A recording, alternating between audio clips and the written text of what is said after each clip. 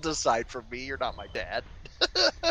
Well, they're big enough to pick up the goal. That's all I can say. So I just had the best fucking lunch. Oh. Had Does a it make Bobby. cheese? Nope, I had a Barbie. Bobby with snags and fucking salad and. Don't you fucking do it, Rav! Hey guys, it's Rav, and I'm here to tell you guys how to play Parasaurolophus. Parasaurolophus, or Para, is a mid-tier herbivore, and in Bob is the long-distance bruiser. Para is massive and about equal size to a Rex, if not bigger, and while it's pretty tanky, it also has a lot of damage and speed to back it up. It also gets to herd with a Pado on Official, which can make for a mean combo with a coordinated group, as while Pado is very slow, Para on the other hand can catch up to almost everything in the game with its speed, or using its abundant stamina, can out-endurance them. I think Para is very fun and can be a powerhouse in the right hands, not to mention a fairly good starter dino for those looking for something easy to pick up on the herbivore side. Para has two main attacks. Para's main attack is a headbutt that does okay damage, and you can aim it by looking left, right, down, and up. This is good for when you are riding creatures as they are running away, or for when you just need to get some quick hits in. Para's second attack is a heavy attack, being a stomp that does some pretty beefy damage, and more importantly, injury. This is a great attack for when you're in a corner, or if you build turn wall stomp. It can also be an attack for riding creatures if they don't respect your distance, or if you catch them off guard, as this attack is pretty fast even though Para does not have Earthbreaker. Do keep in mind this will stop any momentum you have when you're running, so don't use this in a chase. Para has three active abilities, being Highlight, where you highlight a creature that is now grouped in a red outline, much like how Keen Senses works, and everyone in your group can see this. This is an amazing tool for keeping track of where things are if people are lagging behind, or if you play with people who are literally blind, this will help a lot. It also tells people what the creature is in the chat, so there's no excuse for being confused on what you're going to fight. Four-wheel drive. By pressing the left control button, you will get on all fours, making going uphill super easy, even without the strong legs talent, and ignoring injury at the cost of a lower base speed. It's also pretty good for when you're fighting things that do injury to you, like Rex, so don't be afraid to go into that stance if you need to. Back kick.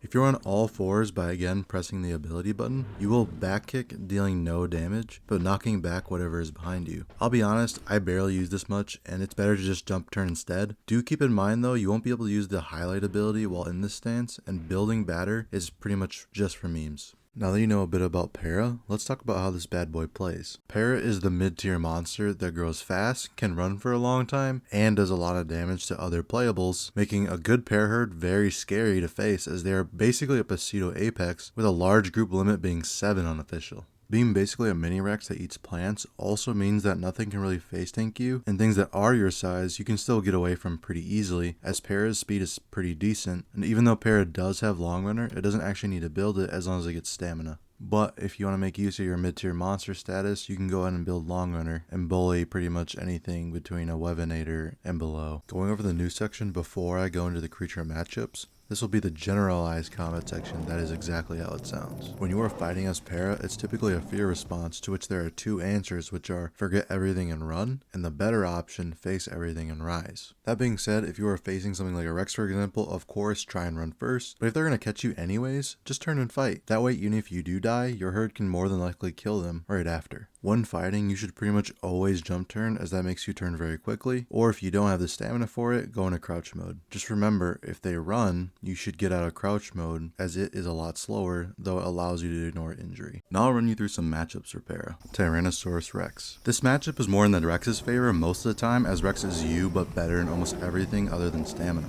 You never want to try and go pound for pound with Rex, as they have more health and damage than you, but if you can get a free hit by getting behind them first, you have a chance to beat them. Generally you do not want to fight a Rex 1v1 or 1v2, but just keep in mind that Rex can't really bite into each other, so more than likely you're going to be in a 1v1 scenario, even if you are outnumbered, or in a group. I'm also going to show you a pretty old clip of me dying to some massive Paras as a 1.2-ish Rex, and this is with old growth, meaning they actually had a lot more health and damage over me, but they lose because they don't turn around and fight me straight up. Overall, just to play smart and don't get ambushed by using your eyes to look around for them. Acro. Before the pretty substantial buffs Acro got, I would have said this matchup ain't so bad, but since it has dropped, it has become a lot harder to kill. Acro reduces more damage the bigger you are compared to it, and the more bleed you have, the more damage it does on normal attacks, up to a 25% bonus damage at 100 200 bleed as of the time of this video, which is super massive because Acro was already out damaging you before. You won't be able to kill Acro solo now if they are good, however outnumbering them is still pretty viable as long as you are properly baiting the Acros roars by letting either fodder members attack them, running at them to try and make them prematurely roar, or having one para act as a wall and the other paras attack the Acro right after. But as long as you make them do it 2 times, they have to go on a timer for the same creature that they roared, and they also lose more AP on the second roar, meaning they have less bites to use. You should also not fight if you have the food debuff, as that will massively nerf your damage if you're a bigger para. If you can't run away while roared, try not to stomp if you can, and try and only take tail hits as Acro does not have bruiser, and when you come off into roar, then stomp them, as when you are a debuff, your stomps basically do no damage and it's a waste of your precious AP, as stomps cost a lot to use. If fighting is not an option and you can run away though, luckily para is pretty similar to Acro, and with as much stamina as it has, getting away is not an issue. This matchup is a bit hard due to how fast Mega Rat is as well as their superior turning, but they can pretty much only take 1 stomp if you land it. You can use your back kick ability to get them off you for a bit, but I don't think it's that useful in my opinion, so just dump turn. These guys are faster than you, jump higher than you, and have a getaway trail free ability that is pretty frustrating to go against, as you can't really turn as well as them in a tight situation. Not to mention,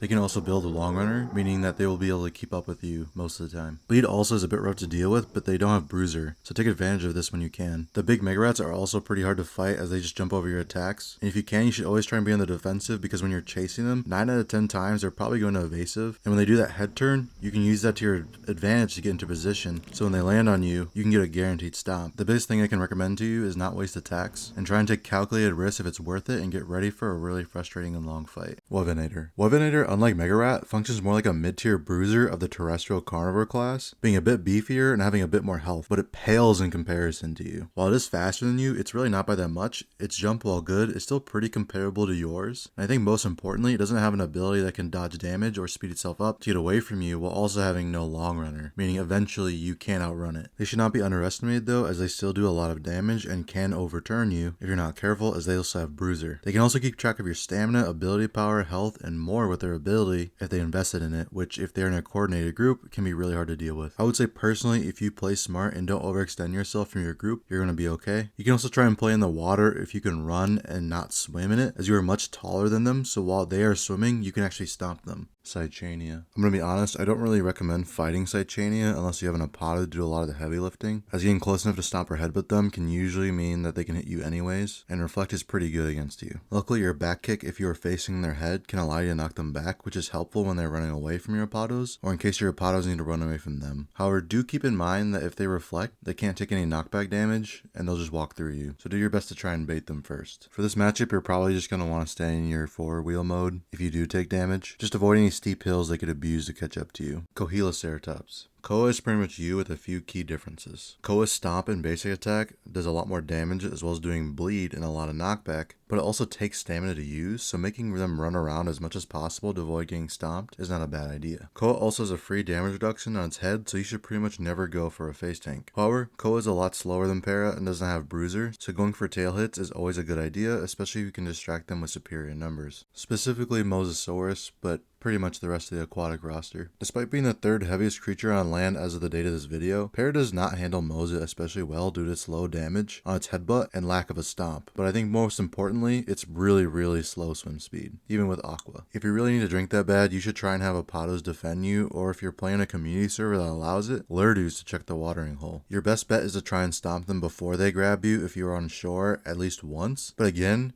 you should just avoid the water. This also applies to other aquatics and semi-aquatics, since Para is just really bad in the water and really has no chance versus any of them. Now we're going to be going on to the build sections for Para, but just a quick note, due to the requests on the community page, I'm going to be condensing how many builds I give you from now on, being 2 for the most optimal build and 1 for each other build. That way it's easier for new players to digest the builds, but I'm still going to go talk about the other 2. That way you can understand why other players are playing it. The build that is most popular by far is Speed Combat, as both of these trees boost what Para is already good at, and a lot of the talents that you take are really good for you. Being fast while still having a pretty good base health allows you to ignore the survival tree and get damage and bruiser instead, which for Para is great, and I would almost say needed to lock down your target. You also get even more stamina for endurance stunts versus Y and Mega Rat, and you can get powerful legs instead of nimble if you want to, though I personally don't see why you would go PL other than to grief Ys more, as nimble is better in most situations. And most importantly, you get access to turn will stomp in this tree, which I think for any of these builds is kind of required. The second build I like is the Combat Survival build. This build, instead of going fast, makes Para very tanky and allows you to have more leg room for your more dangerous opponents like Rex and Acro. Getting health and strong bones is also very good against Zapado, and it takes a lot longer to will you down versus things like Megaraptor, though it's really hard to kill them with this build as you won't be able to catch them and punish them. Your turn rate is also really bad without Nimble, so you can't really outturn them anyways. So like I explained earlier, make sure you jump turn. Not to mention that you're probably just going to have to play in more defensive positions and make sure you don't get caught in the open, as Y and Megarat will pretty much bully you into the ground. The last build is Speed Survival. This build, unlike the other videos, is actually not that bad if you strictly stick as a harasser. You are fast and have a lot of health to play around with, meaning you can take a few hits if you need to and get away with it. However, you really aren't doing that much damage, and you won't be able to cripple anyone if you don't do a body hit. And while you are still pretty good with things like Y and lower other than Megarat, I would stay away from Acro and especially Rex. The best talents in my opinion for Para are speed and stamina respectively. I'm putting these together because they are the bread and butter of any good Para build. Being able to chase down things is really important for Para. Turn while stomp, because I think this is a pretty much needed talent in every build to avoid getting baited, as this makes butt riding a lot more viable for Para. Ability power, or persistence as it's called now, is pretty simple, as the more AP you have, the more attacks you have, and the more damage you get, which for Para stomps, everyone counts, because it costs so much AP to use. Bruiser and damage. More injury is always good, and you do more damage on tail hits. Literally no reason not to pick these talents up. Healing. Not necessarily a needed talent, but if you play like I do, it's really nice to have this, because waiting in between fights for Para healing sucks. Life strategies and pros and cons. Playing Para is fairly easy for the most part, and is a solid pick for those wanting to play something that is more so a jack of all trades dino, as it can do most activities pretty well. Do keep in mind though that Para really shines in a mid to large size group more, and solo play, while surprisingly pretty viable, just does not unlock its full potential. Para does really well with its kit though, and you can always just group with Apatos at the time of this video on official 2, which is not a horrible alternative, as most Apatos are willing to have a Para around. I emphasized this earlier, but you should be jump turning in most fights because of your really bad turn rate, even with the nimble talent, as a lot of people I see die on Para would live most of the time if they just did this. Also, please God, if something like Rex or Acro is going to catch you and you can't do anything about it, just do as much damage as you can so we can at least avenge you. Also, if you're new to Para, you should probably just get weather resistance maxed, as it's very similar to Rex, where it does not easily fit in a lot of shelters and may get you killed from lightning if you do not know where all the larger shelters are on the map. And that's really it for the video, guys. Thank you to Femur Breaker for helping me with some of the Para stuff. It's nice to get some back and forth. And to you, the viewers, since you stayed so long in the video, I'm doing a giveaway where there are 3 winners and 1 winner for new players. If you guys put your favorite creature, why, and 1 tip that everyone should know, the 3 I think are the best will receive a 1 war paint of their choice, and for any new players, I will give out a copy of Bob if you say why you want the game and something you're excited for if you were to get it, and by Saturday at 8 PM my time, I will announce all the winners. Again, thank you so much for watching, and if this video helped you, please subscribe. Good luck surviving.